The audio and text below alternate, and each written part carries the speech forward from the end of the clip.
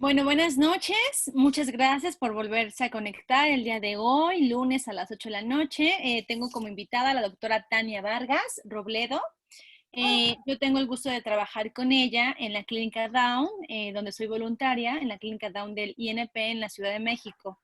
Me gustaría dar como un poco de su currículum, que trae un amplio currículum, y es especialista, es pediatra y especialista en síndrome de Down.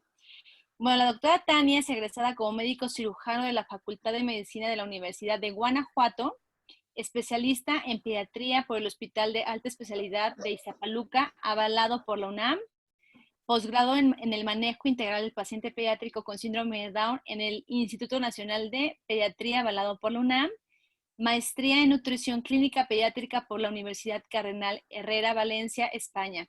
Actualmente es médico adscrito a la clínica Down del INP, es miembro de Red Down de Red Down México y es miembro de la parte de Estados Unidos. ¿Me podrías ayudar? Miembro el de SMIC, el De Down SMIC. Syndrome Medical Interest Group.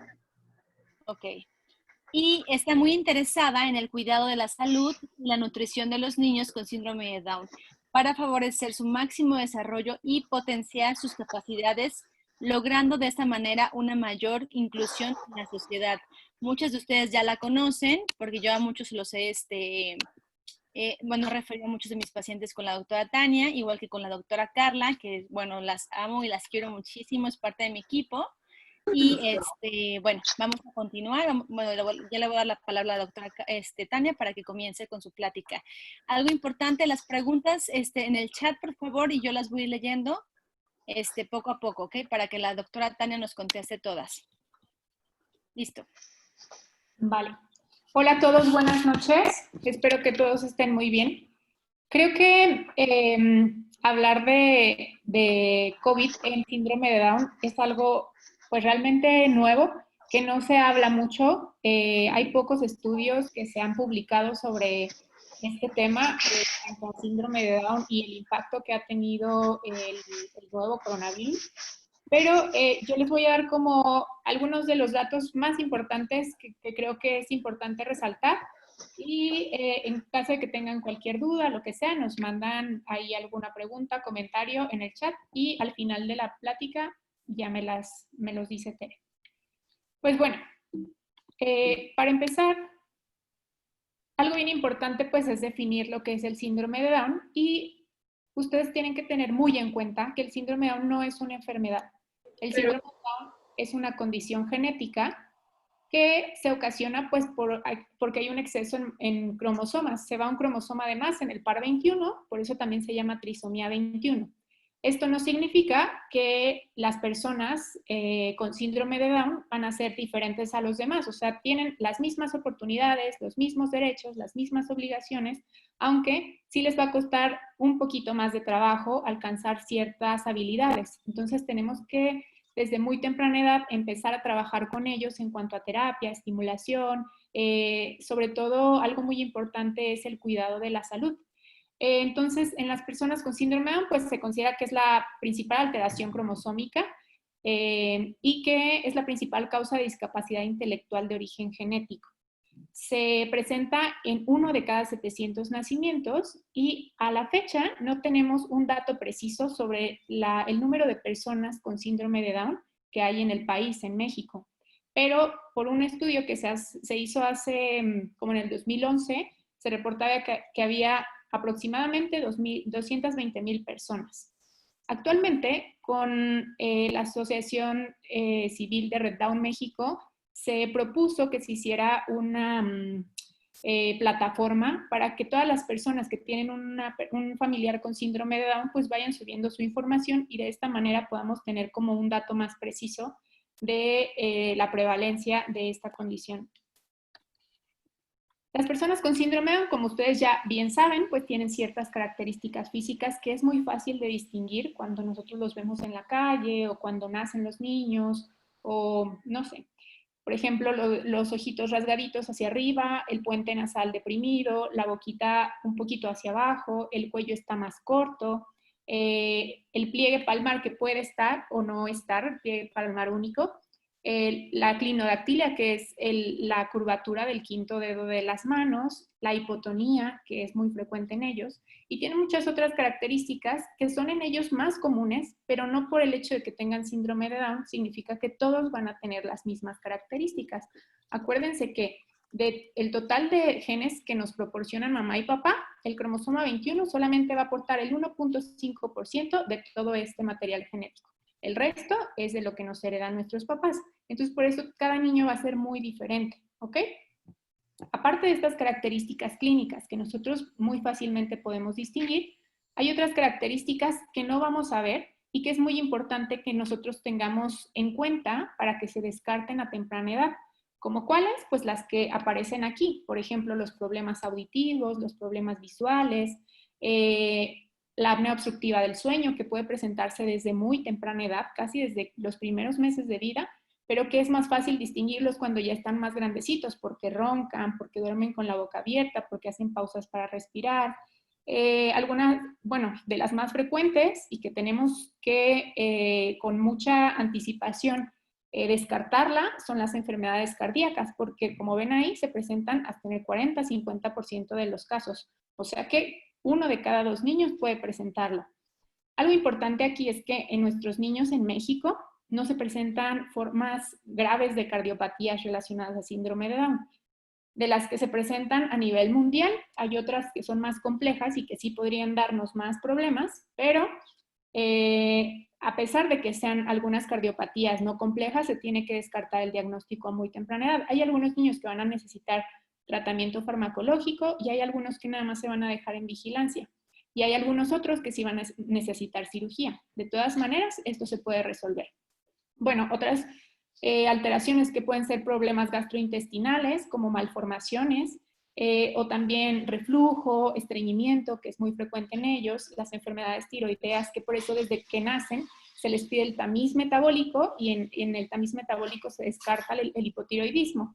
Pero después tenemos que estarle repitiendo con cierta periodicidad el perfil tiroideo a los 6 meses, al año, después cada año, porque en ellos es mucho más frecuente encontrar esto.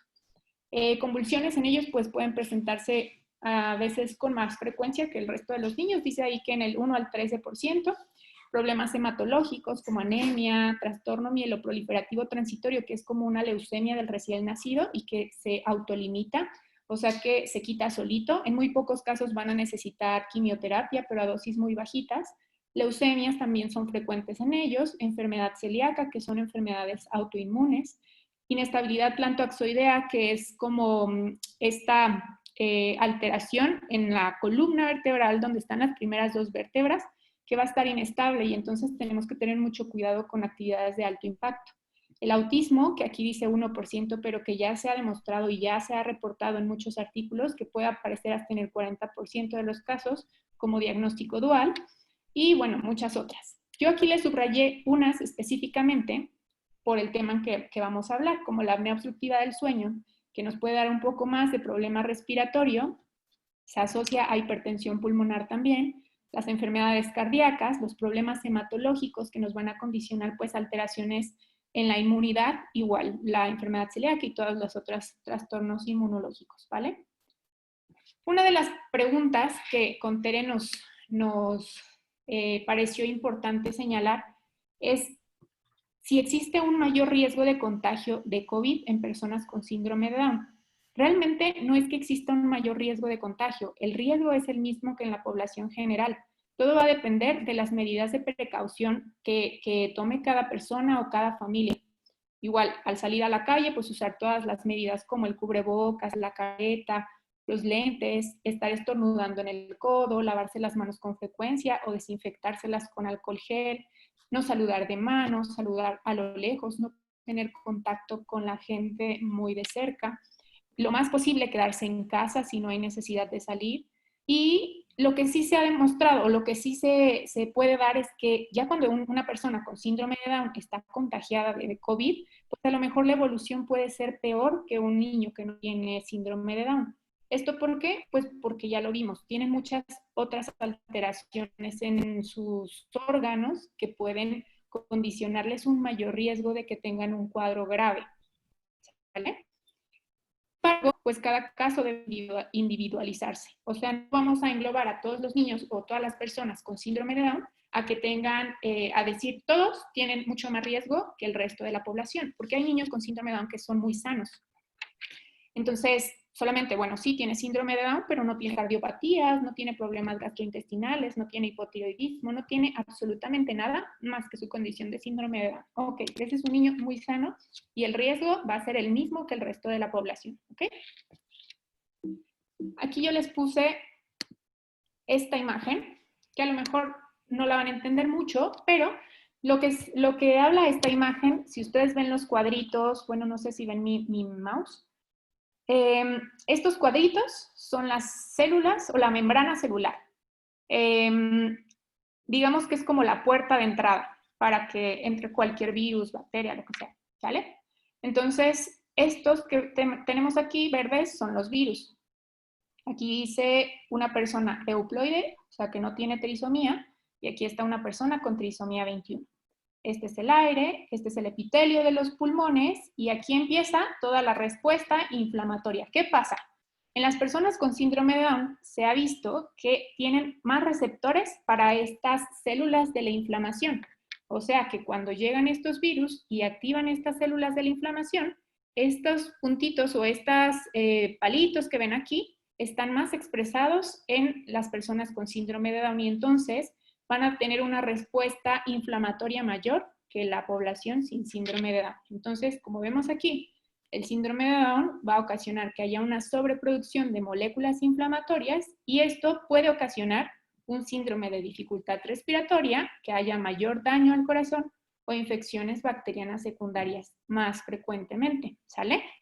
Esto es lo que significa. Si ustedes ven aquí, solamente hay 2 cadenitas en cada una de los globitos estos, y que son los anticuerpos, y todo esto es lo que provoca en el síndrome de Down, o sea, hay mucho más células inflamatorias.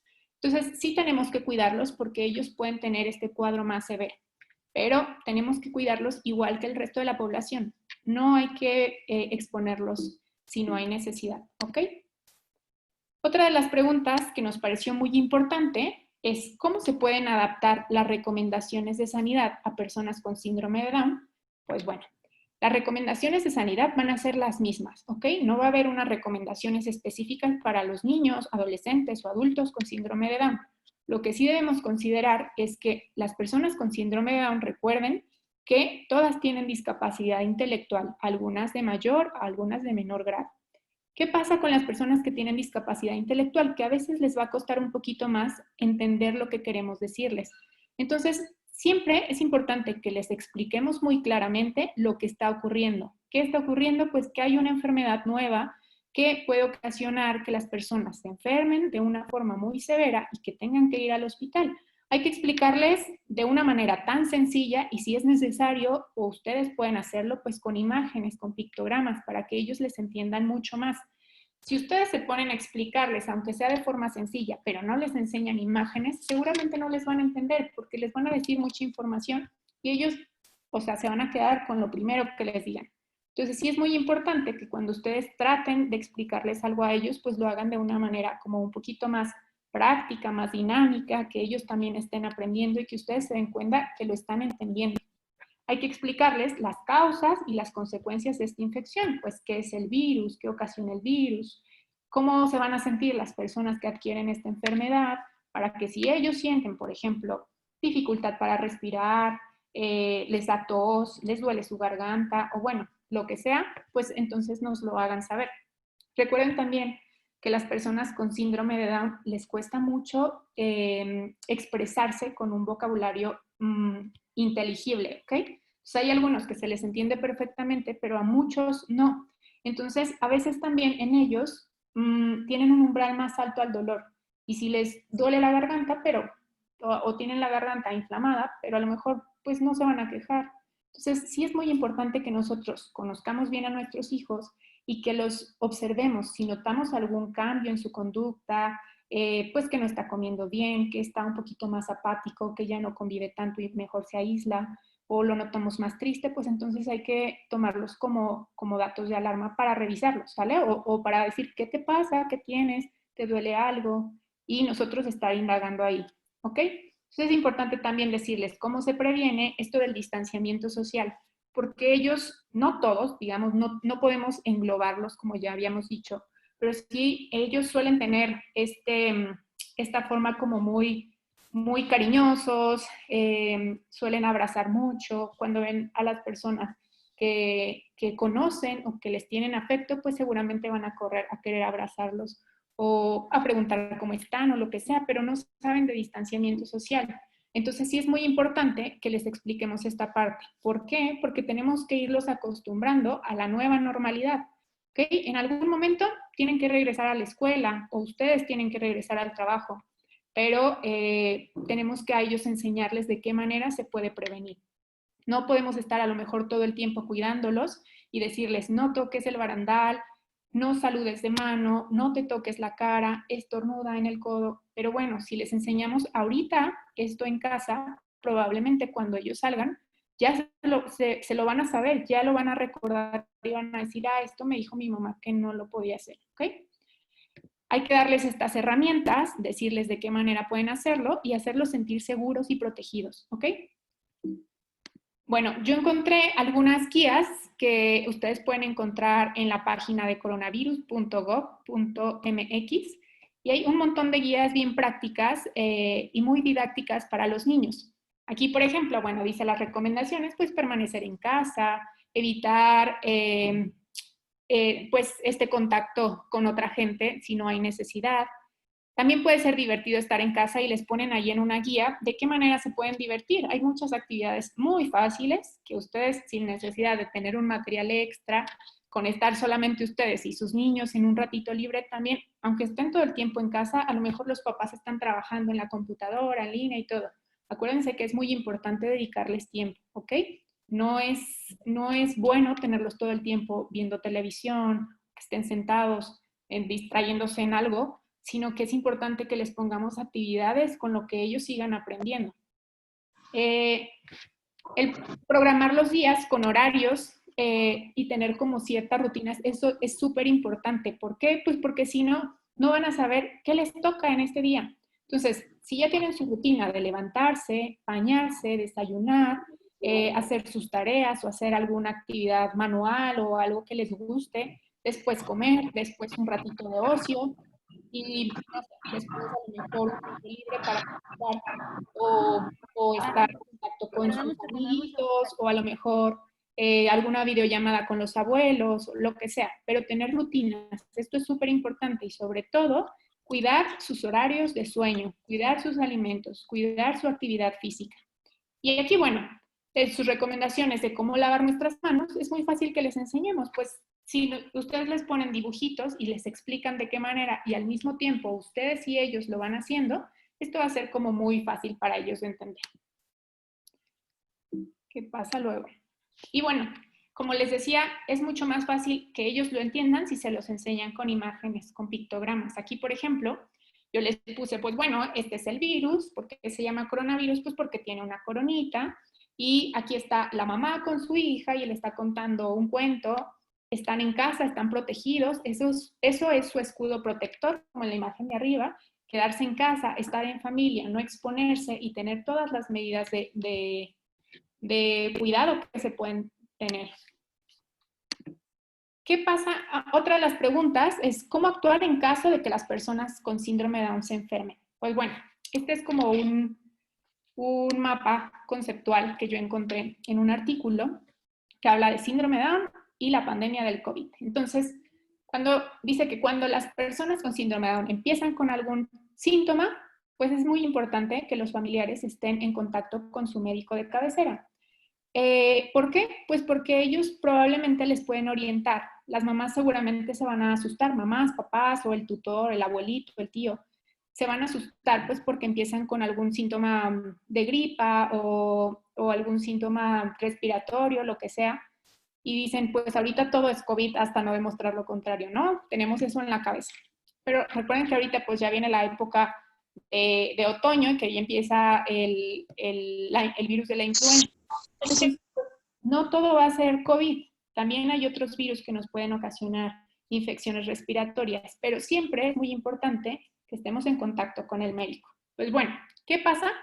Podemos nosotros llamar y decirle, bueno, mi hijo está con tales síntomas. Si solamente es como síntomas leves, podemos quedarnos en casa. No hay necesidad de ir a los hospitales, porque recuerden que ahorita los hospitales son un foco de infección.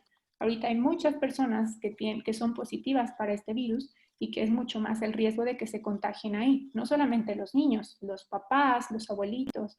Entonces hay población mucho más vulnerable, como son las personas de más de 60 años o las personas que tienen factores de riesgo, como diabetes, presión alta, obesidad, las personas que fuman. Entonces sí tenemos que tener mucho cuidado.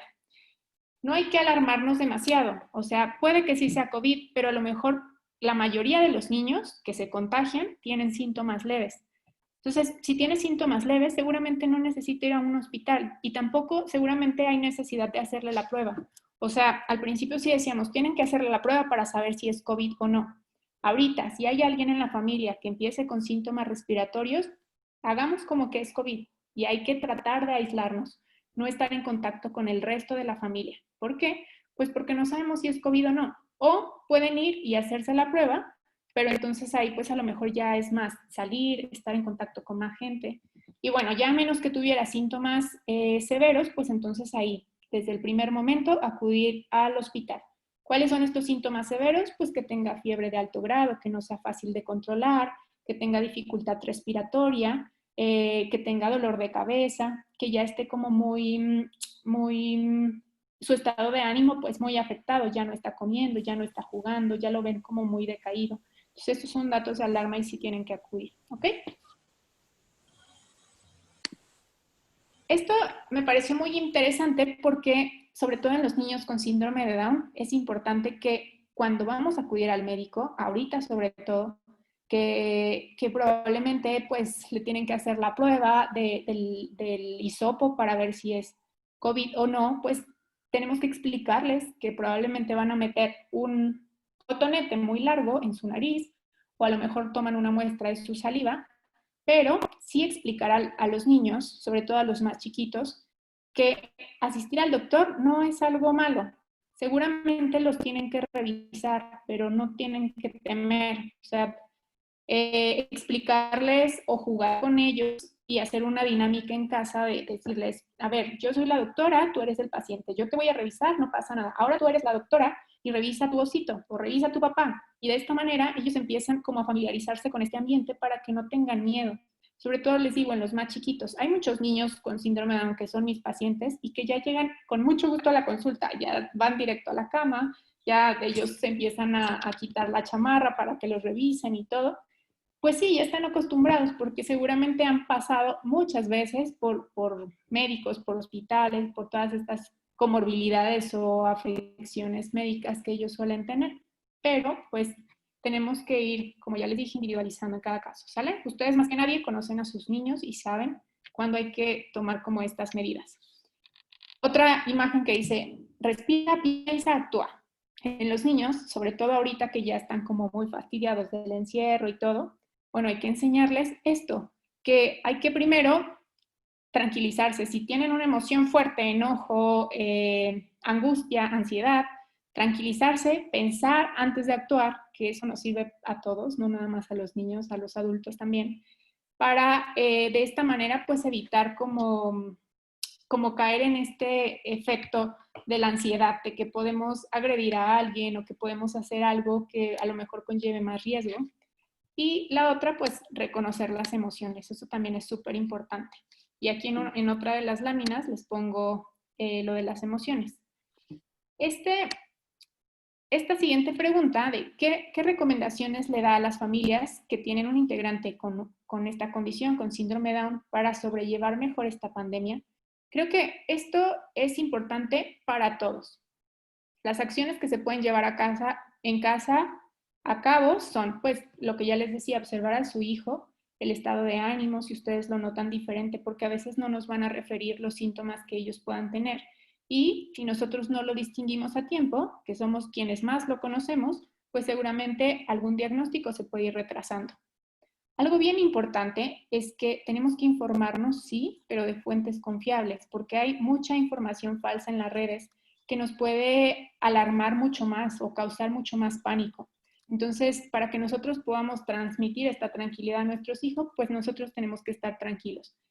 A lo mejor si ahorita ya los números van muy por arriba de los casos confirmados y todo esto, pero bueno, nosotros estamos bien en casa, tenemos salud, toda la familia está unida, entonces bueno, sí, hay que ver los datos, pero no alarmarnos demasiado y a lo mejor a los niños, pues no dejarlos que vean tanto la televisión o estas noticias muy amarillistas, porque sí los pueden intranquilizar, sobre todo a los más grandes, a los adolescentes. Hay que fomentar la participación en casa, ponerles a hacer actividades a todos. Como ya les dije, no es bueno tenerlos sentaditos viendo televisión o jugando ahí con algún videojuego. Es importante que los vayamos incluyendo en actividades, pues a lo mejor en la preparación de alimentos, en recoger la casa, hacer el quehacer, en que ellos vayan pues teniendo como esa obligación de que cuando se levantan pues tienden su cama, que recogen sus zapatos, y esto para todas las edades, desde muy chiquitos. De hecho, ahí en las guías hay imágenes muy padres desde, no sé, desde los 2 años. ¿Qué pueden hacer en casa? Pues a lo mejor recoger sus juguetes y llevarlos al cesto. En niños más grandes, pues a lo mejor ya empezar a tender su cama o doblar su ropa o ir acomodando sus calcetines por pares, no sé. Ya cuando están más grandes, a lo mejor ayudar a lavar trastes, a lo mejor ayudar a limpiar en casa o a lo mejor ayudar a preparar algunos alimentos, cosas que conlleven pues como más dificultad. Es importante explicarles siempre lo que ya les decía, la situación actual para que ellos entiendan lo que está pasando, ¿sale? Promover el autocuidado y planificar los tiempos. Siempre es muy importante que tengan horarios, como si estuvieran en un día laboral normal, cuando los llevan a la escuela, cuando a la hora de comer, cuando regresan y hacen su tarea, pues esto también tiene que pasar en casa, porque si no ellos pues están más desorientados en cuanto a lo que tienen que estar haciendo.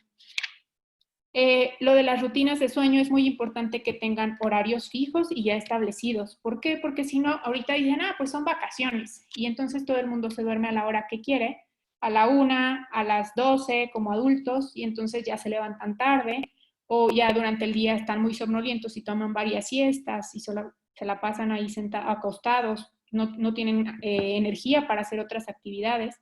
Y también es muy importante la alimentación.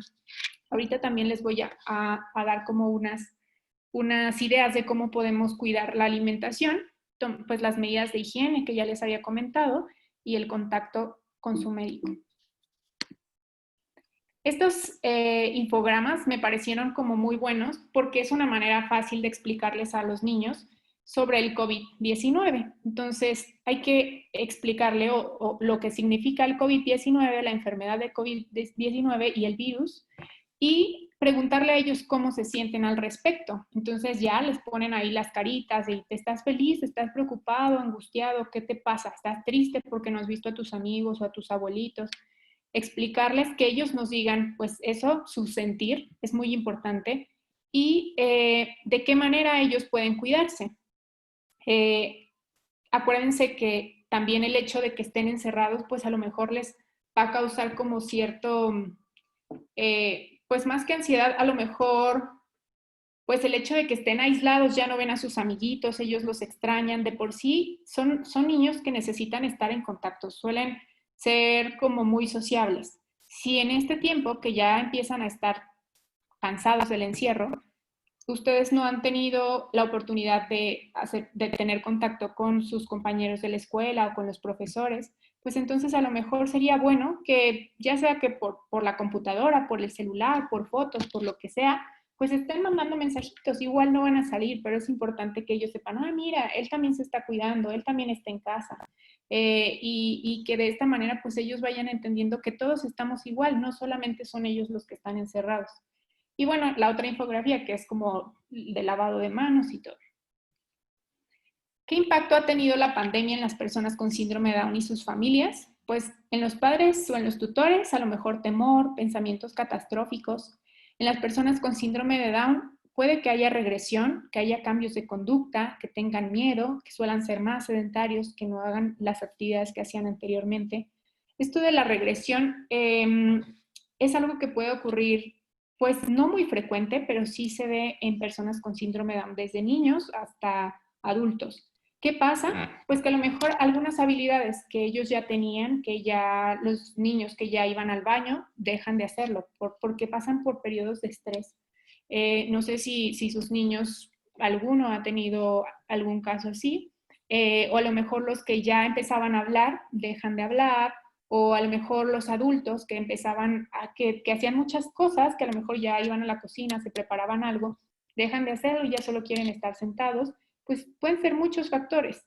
No todo lo vamos a asociar a que sea regresión, pero puede ser que estén deprimidos y que pues ya no quieran hacerlo, simplemente les da igual y ya prefieren estar sentaditos viendo tele y ya se cansan como de todo el relajo del COVID y todo el estrés y bueno, ellos prefieren encerrarse en su mundo. Por eso les decía que es muy importante irlos conociendo, que ellos, aparte de que nosotros los conozcamos y decimos, siempre está feliz, siempre es muy cariñoso, siempre le gusta jugar, de repente es muy berrinchudo, pero no hay que nosotros decir, pues es que así es siempre, no. Más bien hacerlos entender a ellos cómo se sienten, decirle, a ver, estas son las caras de enojado, de molesto, de triste, de feliz, de cariñoso, ¿cómo te sientes tú ahorita? ¿Y por qué? Las personas que están enojadas, pues a lo mejor algo no les parece y empezarles a explicar y a lo mejor hasta colorarlo, rojito.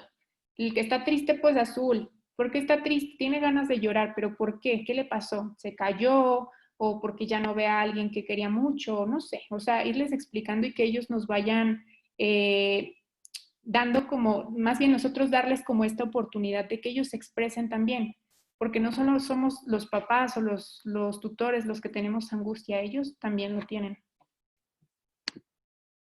Esta lámina, que igual lo saqué de las guías que ahorita les voy a pasar, me pareció muy interesante porque habla de que tenemos que cuidar este aspecto tan importante que es la nutrición.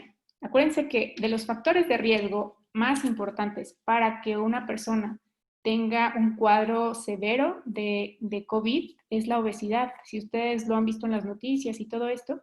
Y esto son hábitos familiares que se van adquiriendo desde la infancia. Si nosotros desde muy temprana edad les enseñamos a los niños cuáles son los alimentos saludables, que hay que comer cosas variadas, una comida balanceada, que sea nutritiva y no solamente ofrecerles alimentos con alto contenido energético y que no les va a nutrir nada, porque obviamente es lo que más les gusta, o sea, las papitas, los panecitos, las galletas, el jugo, el refresco. Yo les puedo decir de todos los pacientes que yo tengo, pues yo creo que 70% o más, 80%, la gran mayoría es lo que más les gusta y lo que más frecuentan comer. Las mamás sí suelen tener como estos hábitos, no, sí le doy verdura y sí come carne y sí toma agua, pero la verdad es que es muy poquita agua y casi siempre es su juguito. Bueno, a lo mejor le dan un juguito y se lo diluyen con agua. Pues no, los niños no deben tomar alimentos o bebidas azucaradas. Lo único que deben tomar pues es su agua y su leche simple. Y de los alimentos, pues hay alimentos muchísimos, muy ricos y muy variados que les podemos ofrecer y que ellos pues van a tener oportunidad de elegir. A lo mejor si ya están acostumbrados a comer estas cosas que no son nutritivas y que les gustan mucho, pues poco a poquito írselas retirando. Y darles opciones, o sea, que ellos elijan también. Pero acuérdense que si nosotros en casa tenemos este tipo de alimentos, pues obviamente, pues ellos van a ir, si ya saben dónde están, los van a tomar y se los van a comer, o sea, no van a pedir permiso. O a lo mejor si la familia está consumiendo alimentos de este tipo y a ellos les decimos, no, tú no, porque eso no es bueno para los niños. Pues tampoco se trata de eso, porque pues ellos ven y ellos siguen patrones y ellos ven, aprenden con el ejemplo, ¿sale? Entonces, también algo bien importante es tener el medidor hambriento, o sea, saber hasta qué punto ellos ya deben parar de comer. Los niños con síndrome de Down tienen factor de riesgo para tener obesidad y para tener este problema con la saciedad, porque hay mayor producción de una hormona que se llama leptina, que es la hormona de la saciedad. Entonces en ellos se produce más, pero el producirse demasiado satura los receptores que están en el cerebro y entonces ya no llega esa señal de saciedad y entonces ellos quieren comer y comer y comer y entonces no se llenan. Si nosotros les damos la oportunidad de que coman las veces que quieran, pues seguramente se van a ir hacia obesidad. Entonces tenemos que cuidarles sus porciones, las veces que les toca comer al día y a lo mejor si quieren repetir plato porque no se llenaron, pues a lo mejor ofrecerles solamente los alimentos como las verduras o la ensalada y ya no ofrecerles más porción de proteína y tampoco cereales porque pues esto les puede llevar a que tengan más riesgo de obesidad, ¿ok? Y a lo mejor si entre el lapso de almuerzo comida y entre el lapso de comida cena les da hambre, pues hay que prepararles colaciones saludables, como cuáles, pues una ensaladita o fruta de temporada picada con limón o a lo mejor palomitas de maíz que ustedes preparen en casa, un yogur natural que no tenga tanto dulce. Pues hay muchas opciones, pero sí hay que cuidar este aspecto. Entonces aquí hay que enseñarles cuáles son los alimentos para comer en cualquier momento y cuáles son los alimentos para comer de vez en cuando. Tampoco están prohibidos, pero tampoco se pueden estar consumiendo siempre, ¿sale? Entonces a lo mejor los nachos, las papas, el pastelito de cumpleaños, lo que sea, o sea, sí pueden consumirlo, pero pues de vez en cuando. El resto de los alimentos que están del lado izquierdo, pues eso sí, tienen que comerlos diario, tomar agua diario, tomar leche diario. Acuérdense, la leche les aporta muchos nutrimentos, aporta la leche. Hay muchos niños con síndrome de Down que a lo mejor no la consumen porque tienen problemas de intolerancia a la lactosa o alergia a la proteína de la leche de vaca, igual que otros niños sin síndrome de Down, y entonces hay que restringirles el consumo. Pero entonces hay que estarles aportando otros nutrimentos que también les den calcio, que también les den proteína, ¿sale? Entonces, bueno, ya eso se hablará más específicamente cuando ustedes tengan dudas y acudan con su médico o con el nutriólogo que les corresponda. El ejercicio también es súper importante porque todos los alimentos que consumimos pues se transforman en energía, ¿sale? Tenemos que gastar esa energía porque si no se reserva y también se va hacia la pancita, hacia el tejido graso. Entonces, tenemos que ir gastando esta energía que consumimos para que de esta manera pues nos mantengamos saludables. Hay muchas actividades que los niños pueden hacer, desde que no gatean, más bien desde que no caminan y solamente gatean, pues a lo mejor ponerles actividades ahí en su alfombra, que estén moviéndose, que vayan por sus juguetes y que regresen y de esta manera se mantienen activos. Eso es dependiendo de la edad. Hay que irlo indicando de acuerdo pues a las habilidades que tiene cada niño. Cuando ya están más grandecitos, pues a lo mejor sí ya pueden bailar, si pueden saltar, si pueden subir y bajar escaleras, pues hay que acompañarlos, hay que estar con ellos. A ellos, pues a la gran mayoría les encanta bailar. Entonces, si nosotros nos ponemos con ellos a bailar o le ponemos actividades con el aro hula hula o los ponemos, pues, no sé, a hacer actividades con la pelota o lo que sea. De esta manera ellos están activos y no solamente están sedentarios, ganando más energía y acumulando más grasita. Esto es algo muy interesante que se acaba de publicar. Es una encuesta que se hizo en varios países sobre COVID-19 y síndrome de Down. Y ellos reportan los primeros resultados, ahorita se los voy a explicar. Hicieron una encuesta tanto a familiares como a médicos. Y ellos de esta encuesta pues preguntaban, hacían 3 preguntas. ¿Cuáles son los signos y síntomas de las personas hospitalizadas con COVID-19? ¿Son diferentes los síntomas según el grupo de edad? ¿Y cuáles son los resultados clínicos? Pues bueno, aquí está. De todas las encuestas recibidas, la verdad es que no han sido muchos los resultados. Hasta ahorita tienen 349, pero esto pues podría aumentarse. Nos pasaron una liga, una página para que si nosotros tenemos casos de niños con síndrome de Down que tengan sintomatología, pues mandarles la encuesta para que ellos sepan, pues también acá en México, cómo están evolucionando nuestros niños y nuestros adultos y adolescentes con síndrome de Down. Entonces, de la encuesta, ellos tuvieron una participación de España del 40%, que fue la gran mayoría, de Reino Unido del 20%, Estados Unidos 17%, Francia 11%, Brasil 6% y otros países 7%. Eso se publicó el 27 de mayo de este año. Y lo que encontraron en esta grafiquita se ve que los síntomas principales fueron fiebre, tos y dificultad para respirar. Las gráficas azules son de la población general y las gráficas rojas son de la población con síndrome de Down. Entonces, si ustedes se fijan, tanto en síndrome de Down como en la población general, los datos principales o los síntomas principales pues son estos tres que les acabo de decir: fiebre, tos y dificultad para respirar.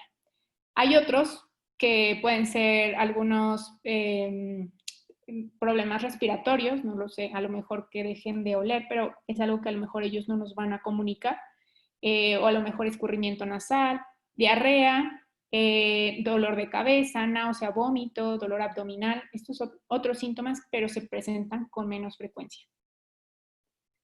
De los síntomas que presentaron los pacientes admitidos al hospital, de acuerdo a la edad, en la gráfica verde están los de 40 años y más, en la gráfica azul están los de 20 a 39 años y en la gráfica roja están de 0 a 19 años. Si ustedes se fijan, siguen siendo los mismos síntomas en los tres grupos de edad: la fiebre, la tos y la dificultad para respirar. Síntomas nasales se presentan más en la población de 0 a 19 años y a partir de... No, nada más. Eso es lo que nos reporta esto. Y bueno, de los pacientes que fallecieron, que tuvieron COVID, la población general son la franja azul y las personas con síndrome de Down son la franja roja. Entonces, aquí lo que vemos es que de la población general hubo muertes desde los 0 hasta los más de 80 años. O sea, de todas las edades tuvimos. Obviamente, empieza a incrementar mucho más después de los 60, 70 años, pero en la población con síndrome de Down vieron que la mortalidad aumenta a partir de los 40 años. Recuerden que ahorita ya tenemos muchos adultos con síndrome de Down. Anteriormente, a lo mejor no llegaban a esta edad pues porque no se resolvían sus problemas médicos como las cardiopatías y entonces fallecían a muy temprana edad, pero ahorita ya no, ya su esperanza de vida es igual que el de la población general y pueden vivir hasta los 70 años. Entonces ellos encontraron esto, que a partir de los 40 años la mortalidad en síndrome de Down aumenta, o sea que sí se reduce la edad de mortalidad en esta población, pero antes no hay mortalidad. Y la proporción de muertes entre hombres y mujeres, si ustedes se fijan, los hombres son los de la franja azul y las mujeres son los de la franja roja. Entonces, encontraron que, igual que en la población general, los hombres tienen mayor mortalidad que las mujeres. Entonces, son datos que igual nos han dicho mucho en las conferencias, que los hombres tienen mucho más mortalidad. ¿Qué herramientas podemos dar a nuestros hijos para mejorar la ansiedad? Yo estuve buscando y hay unas herramientas que encontré que me gustó mucho, que se llaman Mindfulness, que se llama Elefante Zen. ¿Cuál es el objetivo de esto? Pues brindar herramientas a los niños para que puedan controlar tanto sus pensamientos, emociones y que puedan reconocer cuando no están poniendo atención, cuando ya su atención está en otra cosa y no es en lo que les ponen a hacer ustedes. ¿De qué manera? Pues ellos recomiendan algunos ejercicios como, por ejemplo, tirarse en el piso y cerrar sus ojos, hacer sonar algo que tenga un sonido muy largo, por ejemplo, una campana, y decirles, pon atención hasta que la campana deje de sonar. Y de esta manera, ustedes les van hablando, les van diciendo, cierra tus ojos, solamente escucha el ruido de la campana y no pienses en nada más, siente tu respiración y bueno, son varias cosas. Mirar a los ojos, sentarse frente a frente y mirar a los ojos con atención. Esto puede despertar empatía, crear ciertos vínculos afectivos. También estarse quietos como una rana en la misma postura y que estén atentos a su respiración. Dar un paseo y estar atentos a los sonidos, tanto de los coches como de la música que escuchen en la calle, los animales. Ver cómo un amigo respira. Por ejemplo, si tienen un peluche que ellos prefieran, acostarse y poner su peluche en la pancita y entonces ver cómo con su respiración el peluche se mueve. Entonces, de esta manera, pues ellos también van controlando su respiración, se empiezan a tranquilizar en algún momento de mayor estrés o ansiedad que tengan. Practicar la gratitud, pues esto decía que es muy importante pues apreciar la abundancia inmaterial que tienen ellos en su vida, en su entorno. Y a lo mejor reducir la importancia a los juguetes, a los dulces. El frasco de la calma, que no sé si ustedes lo conozcan y que es una de las técnicas educativas del método Montessori, que es poner agua con diamantina y un poquito de aceite en un bote y esperar hasta que baje. Y bueno, a lo mejor en algún momento de que estén muy enojados, ve por tu bote de la calma, sacúdelo y espera hasta que se baje y después hablamos. Bueno, de esta manera lo pueden hacer. Y bueno, decía otra, comiendo ciruela, pues verla, olerla, sentirla, saborearla, masticarla, y bueno, de esta manera pues van poniendo más atención en sus sentidos. Estas son páginas de consulta, la del Gobierno de México que les decía, coronavirus.gov.mx, hay una sección para niños y hay cuentos, videos, infografía, información para papás, y todos estos son como algunas guías y cuentos que yo encontré que son súper prácticos y que me gustaron mucho, sobre todo esta que se llama Somos diferentes, somos iguales. Entonces, léanla, se las recomiendo muchísimo, que me llamó mucho la atención porque para las personas con síndrome de Down creo que es algo que nos puede ayudar a explicarles.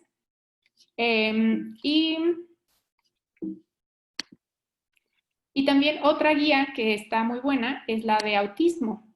Recuerden que, pues, como ya les decía, hay mucha más prevalencia de autismo de lo que nosotros esperamos o lo que nos habían dicho o lo que habíamos leído. Entonces, los niños con autismo también son una población que pueden ser más vulnerables a que tengan problemas de conducta asociados pues a este estrés del encierro y todo. Entonces ahí nos marca como algunas recomendaciones para papás o tutores para tener en cuenta con estos niños.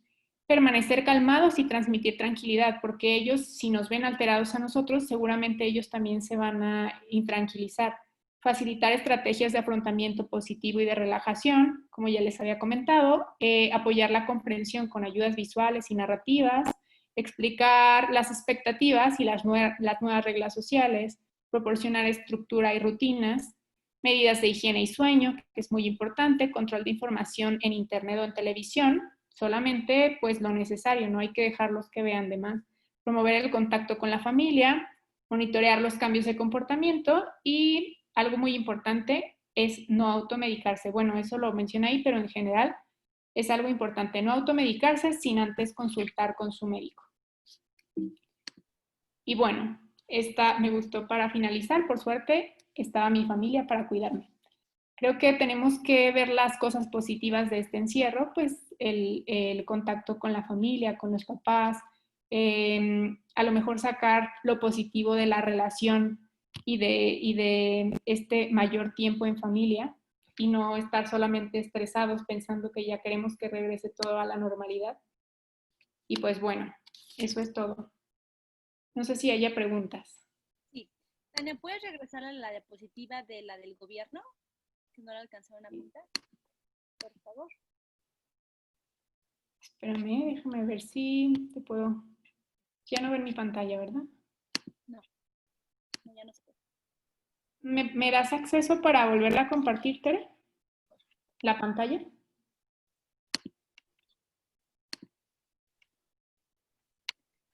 Listo. ¿Fue? Sí. Aquí está. Sí es esa, ¿verdad? Sí, esa. Dame un segundo. Listo.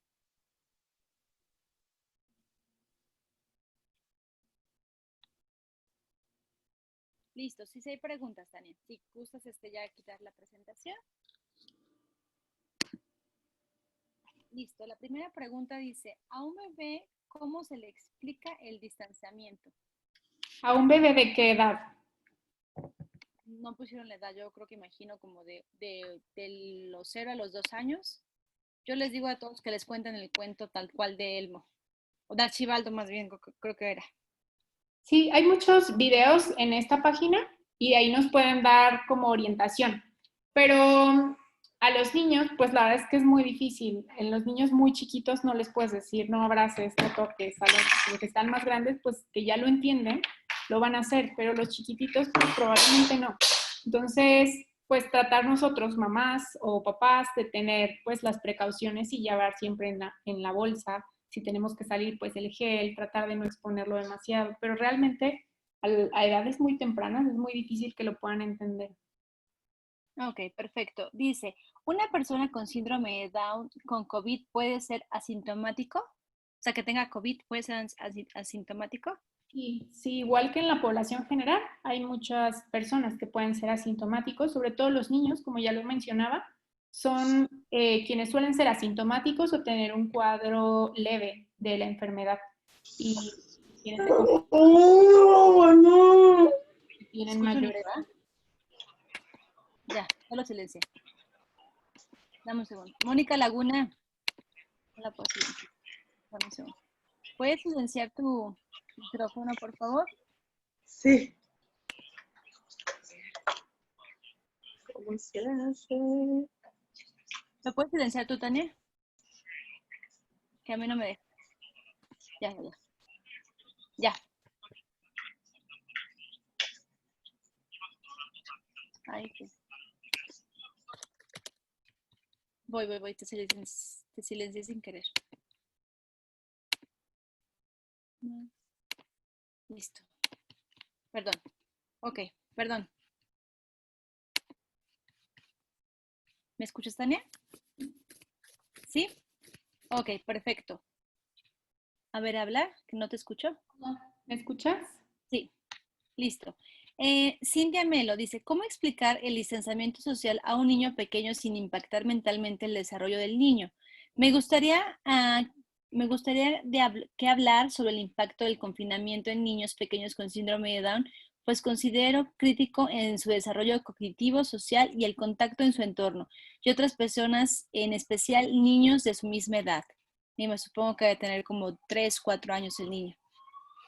Sí, como les comentaba, dependiendo de la edad, es importante irles explicando para que ellos lo entiendan.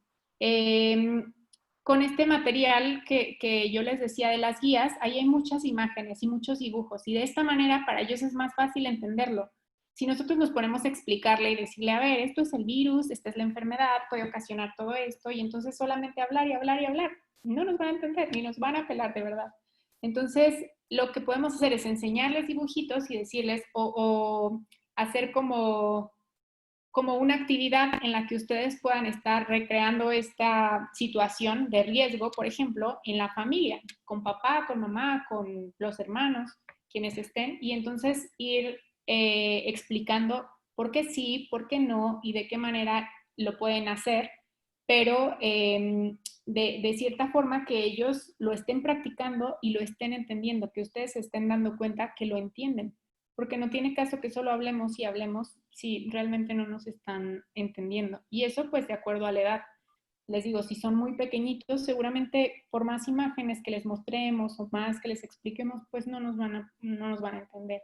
Entonces yo creo que a partir de los 3 4 años ya nos pueden entender que tenemos que tener muchas medidas, que se pueden, realmente en los niños no está recomendado el cubrebocas porque ellos no, pues no saben que es para protegerse, entonces ellos pues necesitan respirar. A lo mejor las caretas con gorrita es algo más práctico para ellos y les disminuye el riesgo de que puedan tener algún accidente, ¿sale? Entonces eso o simplemente pues estar en casa, si no hay necesidad pues no salgan. Ok, perfecto. María del Cisne de Ecuador dice, buenas noches, por favor, ¿nos podría explicar sobre el síndrome de Down sobre el síndrome, perdón, inflamatorio multisistémico asociado con el coronavirus? Sí, es algo parecido a la lámina que yo les ponía, en la que cuando entra el virus a nuestro cuerpo, entonces pasa la barrera donde está la membrana y todas estas células como de defensa empiezan a producir, estas se llaman citocinas inflamatorias, o sea, unas moléculas que causan inflamación.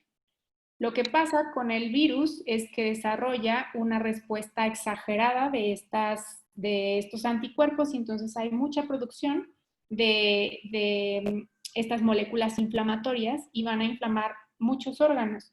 Entonces, se ha visto pues, que inflama, por ejemplo, el sistema vascular y que puede ocasionar alteraciones, por ejemplo, en la piel, en los riñones, en el corazón, en los pulmones. O sea, no solamente el hecho de decir, pues es que es algo que se puede adquirir por vía aérea y ya por eso solamente vamos a estar enfermos de los pulmones. No, no es así. Puede afectar muchos órganos y entonces por eso se llama multisistémica. Ok, perfecto. Jonathan Mata. ¿Existen casos de infección por coronavirus reportados en el mundo en estos pacientes? Y si se ha asociado a mayor riesgo en niños con síndrome de Down y obesidad con apnea obstructiva de sueño. Que se presenten más del 80% de estos pacientes, es una pregunta, porque me puso en signos de interrogación. En personas con síndrome de Down, sí se ha visto que la apnea obstructiva del sueño o SAOS es algo mucho más frecuente que en la población general. O sea que, por ejemplo, en la población general se reporta un 5 a 7% de prevalencia de apnea obstructiva del sueño en los niños. En los niños con síndrome de Down se reporta hasta el 80% de los casos, o sea que es mucho más frecuente.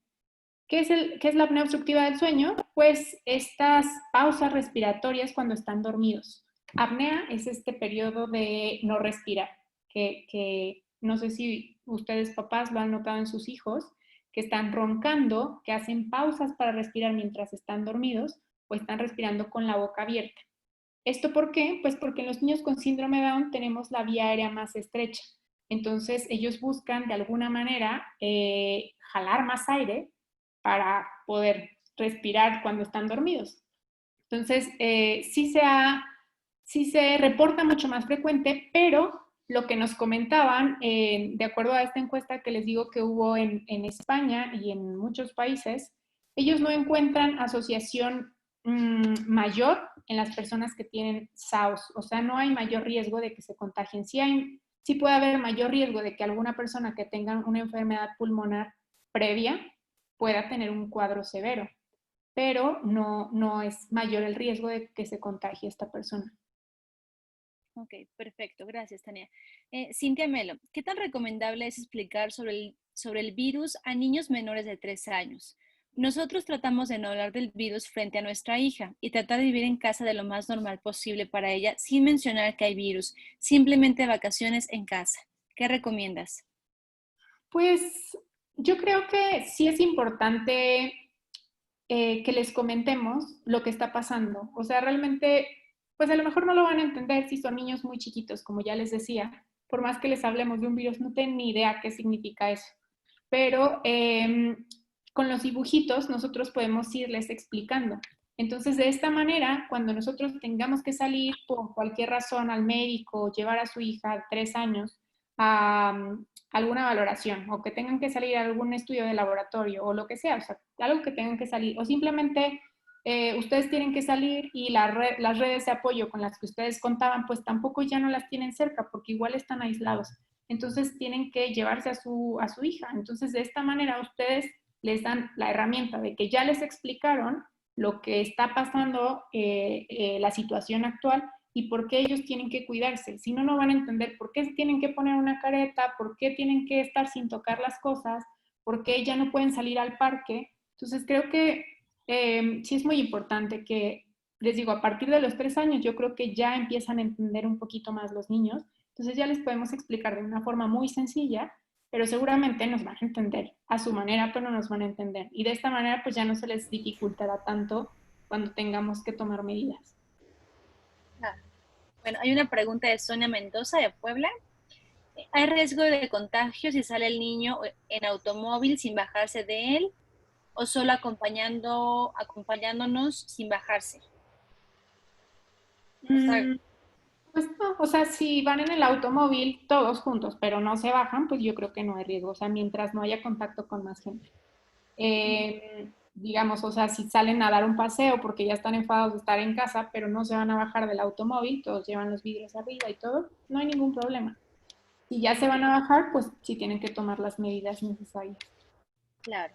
Jonathan Mata otra vez. ¿Qué estrategia nos recomendaría para que el niño con síndrome de Down pueda utilizar cubrebocas y careta cuando tengamos que salir fuera de casa y que lo mantenga y no se le retire? Pues justo eso, explicarle para que él sepa por qué es necesario que se lo ponga y que todo el tiempo que esté fuera no lo tenga que estar tocando, porque justo esto decían del cubrebocas, ¿no? Que era a lo mejor más riesgo que estén con el que si van a comer o van a tomar algo, se vuelvan a poner y entonces Paola Gallo, dame un segundo, Tania. Paola Gallo y Camila, ¿pueden apagar sus micrófonos? ¿Me puedes volver a regresar lo del anfitrión ese, Tania, ahorita? Porque no sí. las puedo silenciar. A ver, dame un segundo. Ya. Nice. Pero otra vez ya te quité a ti. Espera.